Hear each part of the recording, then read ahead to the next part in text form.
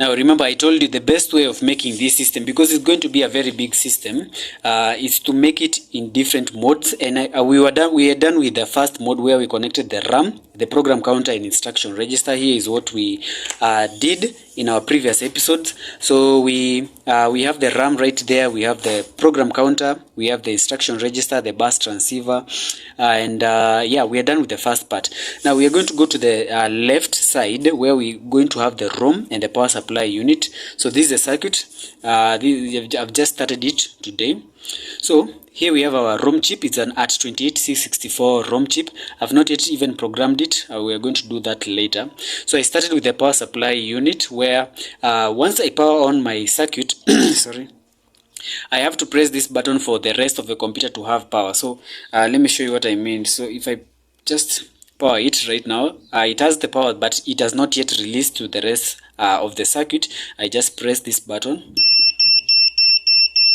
It counts 5 times. Then the 6th time is when it triggers the last 555 timer in bistable mode, and from there it goes to the NOT gate, where it's boosted up and goes to the power rail of the rest of the computer. Now this is how it's going to be running. This is how we are going to power up our circuit. Now for it to do that, I used 3 555 timers and 1 decade counter.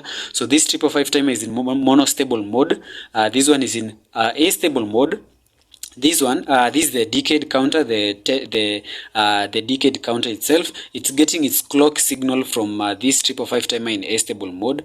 Then its output number 6 is where we have used to trigger the last 555 timer in bistable mode.